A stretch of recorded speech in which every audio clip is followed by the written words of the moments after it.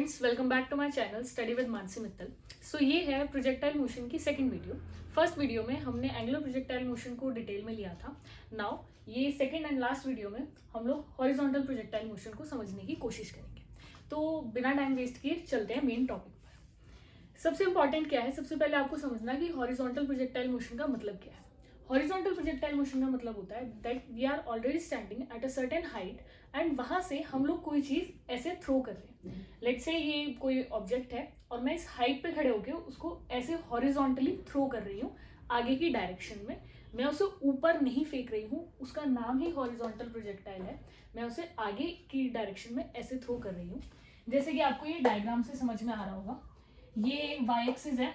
Let us consider कि आप किसी हाइट पर खड़े हुए हैं ऑलरेडी, एच हाइट पर, एंड यहाँ खड़े होके इस पॉइंट से आप आगे की डायरेक्शन में कोई चीज थ्रो कर रहे हैं, ऊपर में नहीं। एंगुलर प्रोजेक्टाइल में हमने क्या सीखा था, हम लोग ऑलरेडी एक सरफेस पे खड़े हैं and we are throwing the object in this direction, ऊपर की तरफ एट एन एंगल ऐसे। लेकिन अब हम क्या कर रहे हैं, हम हॉरिजॉन्टल प्रोजेक्टाइल देख रहे हैं, यानी हम कहीं से फेंक रहे हैं बिल्कुल सीधा आगे की तरफ। ठीक है, तो जैसे हमने उसमें कंपोनेंट्स देखे थे, हम इसमें भी कंपोनेंट्स देखते हैं। हमारे पास वेलोसिटी के कंपोनेंट्स है with respect to X axis and with respect to Y axis. Similarly हमारे पास एक्सेलरेशन के कंपोनेंट्स है with respect to X axis and with respect to Y axis. तो पहले डायग्राम के थ्रू समझने की कोशिश करेंगे। सो जैसे कि हमने कोई भी एक बॉल थ्रो करी इस डायरेक्शन में विद वेलोसिटी u, तो जब हमने वो u थ्रो करी है एक्स एक्सिस की डायरेक्शन में, तो ux ही हमारा u बन जाता है एंड uy, यानी ऐसे अगर हम कंपोनेंट्स रिजॉल्व करने की कोशिश करते हैं तो उस डायरेक्शन में कोई वेलोसिटी है ही नहीं। It means that uy is 0। अब बात करते हैं acceleration in the direction of x component. अब x कंपोनेंट की डायरेक्शन में हमने कोई एक्सेलरेशन नहीं लगाई है क्योंकि हमने जस्ट उसको ऐसे थ्रो करा है, तो वो 0 है। एंड y डायरेक्शन में जो एक्सेलरेशन लगेगी वो लगेगी हमारी simple g, that is acceleration due to gravity, वो भी प्लस g, क्योंकि जो ऑब्जेक्ट है वो ग्रेविटी की डायरेक्शन में ही नीचे आ रहा है। तो जो ay होगा वो होगा प्लस g। अब एज यूजुअल हम सेकेंड इक्वेशन ऑफ मोशन लेंगे with respect to horizontal component and the vertical component और दोनों में ये वैल्यूज पुट करेंगे।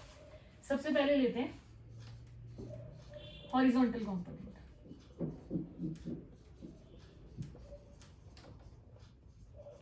सेकेंड इक्वेशन ऑफ मोशन है क्या हमारी, s is equals to ut plus half at square. अब इसको हम यहाँ पुट करते हैं। s का मतलब है डिस्टेंस कवर्ड, उसे हम x कंसीडर कर लेंगे। u की जगह हम पुट करेंगे ux, t की जगह t, a की जगह पुट करेंगे ax t स्क्वायर। ux की वैल्यू u है, वो हम यहाँ पुट कर देंगे।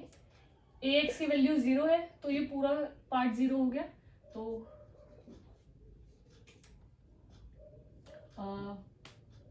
x की वैल्यू हो गई ut। अब हम बात करते हैं वर्टिकल कंपोनेंट की।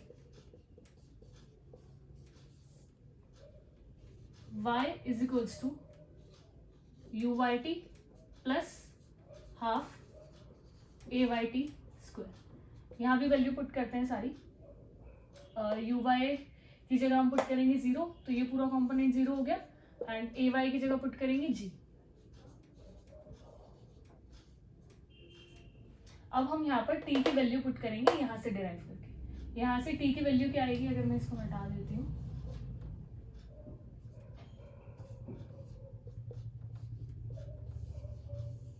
t की वैल्यू होगी x अपॉन u, वो चीज हम यहाँ पर पुट करेंगे।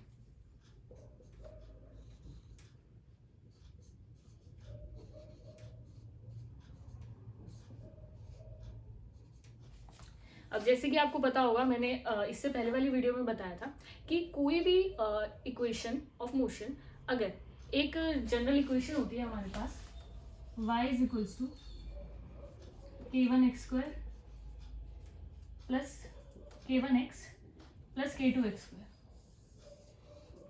अगर इसे रिजेंबल करती है तभी हम कंसीडर करते हैं कि वो एक पैराबोलिक पाथवे। सो जैसे कि आप देख रहे हैं ये वाली चीज इससे रिजेंबल कर रही है। अगर मैं इसको ऐसे लिखना चाहूँ, y is equals to 0x plus half g upon u square x square. तो उसमें क्या हुआ, k1 की वैल्यू हुई 0 एंड k2 की वैल्यू हुई half g upon u square.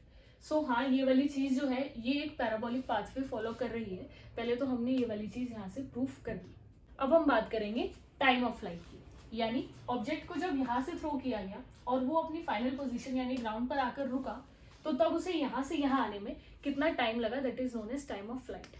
तो अब हम यूज करेंगे इसके लिए equation along y component, and वही जो एज यूजुअल वैल्यूज है वो पुट करते हुए हम लोग चलेंगे। तो हम इस इक्वेशन में वैल्यू पुट करते हैं। y का मतलब क्या है? y का मतलब है हाइट, जो हमने इनिशियली कंसीडर करी थी h, y की जगह हम h पुट करते हैं। uy की जगह 0, तो ये पूरी चीज 0 होगी। ay की जगह पुट करेंगे g, and time of flight को रिप्रेजेंट करेंगे हम लोग कैपिटल T से।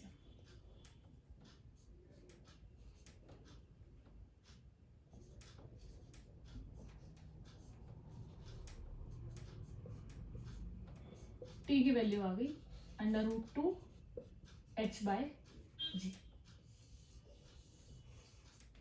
अब बात करते हैं हॉरिजॉन्टल रेंज की, यानी हॉरिजॉन्टली वो अपनी इनिशियल पोजीशन से उसने कितना डिस्टेंस कवर किया। यानी ऑब्जेक्ट स्टार्ट हुआ था यहाँ लेट्स से A पॉइंट से और एंड हुआ आके B पॉइंट तक, तो distance covered from here to here is known as horizontal range, which is represented by capital R। So हम अगेन अब की बार equation along x axis consider करेंगे एंड उसमें वैल्यूज पुट करेंगे। x की जगह हम पुट करेंगे r, ux की जगह u, टाइम की जगह हम लोग पुट करेंगे जो अभी हम टाइम की वैल्यू, टाइम ऑफ फ्लाइट की वैल्यू निकाल कर आए हैं, वो चीज हम यहाँ पर पुट करेंगे, which is √2h/g plus half. ax की जगह 0, यानी ये पूरी इक्वेशन 0 ही होगी। तो r की वैल्यू जो आई है वो आई है u √2h/g। तो यहाँ पर हॉरिजॉन्टल रेंज भी हमारी खत्म। अब यहाँ पर मैं आपको एक बहुत इंपॉर्टेंट बात बताती हूँ, जो कि जो कॉम्पिटिटिव एग्जाम्स हैं उनके लिए भी बहुत इंपॉर्टेंट है, आपके जनरल नॉलेज के लिए भी एज वेल एज वाइवा के लिए भी बहुत इंपॉर्टेंट है।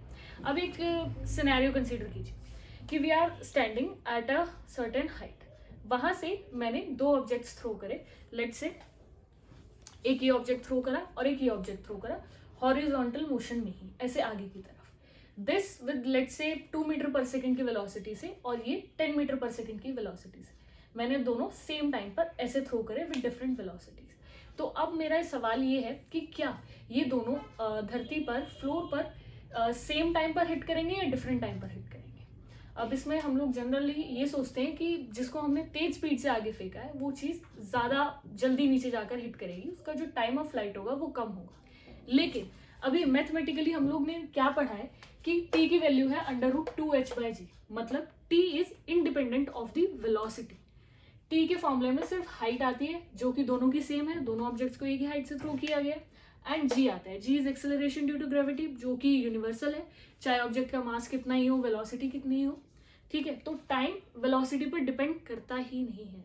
तो अब मेरा कहने का मतलब ये है कि आप ऑब्जेक्ट को कितनी भी वेलोसिटी से आगे थ्रो करो हॉरिजॉन्टल मोशन में, दोनों ऑब्जेक्ट सेम टाइम पर आकर फ्लोर को हिट करेंगे, उनके मास पर भी डिपेंड नहीं करता। आप एक ball low, let's say iron ball low 10 kg की, और एक फेदर लो, एंड दोनों को आप ऐसे थ्रो करो, वो दोनों भी सेम ही फ्लोर पर, मतलब सेम ही टाइम में ऊपर से नीचे आकर हिट करेंगे। सिमिलरली ये तो बात थी हॉरिजॉन्टल मोशन की, कि मैंने किसी चीज को फॉरवर्ड ऐसे वेलोसिटी दी है एंड देन थ्रो करा है। एक चीज होती है ड्रॉप करना, कि मैं उसी हाइट पे खड़ी हूँ और मैंने जस्ट ऊपर से नीचे ऐसे ड्रॉप करी है कोई चीज, तो उसमें भी यही सीन रहता है। क्यों? क्योंकि टाइम अगेन डिपेंड करता ही नहीं है वेलोसिटी पे। तो अगर अब यहाँ पे 3 केसेस हो गए, 2 ऑब्जेक्ट्स को मैंने हॉरिजॉन्टली आगे थ्रो किया है with different velocity, and third object को मैंने जस्ट ऊपर से नीचे ड्रॉप करा है, तो अब ये तीनों ऑब्जेक्ट्स सेम टाइम पर नीचे जाकर हिट करेंगे। यहाँ हमारी ये वीडियो खत्म होती है। प्लीज चैनल को लाइक, शेयर एंड सब्सक्राइब जरूर कीजिएगा, एंड थैंक यू।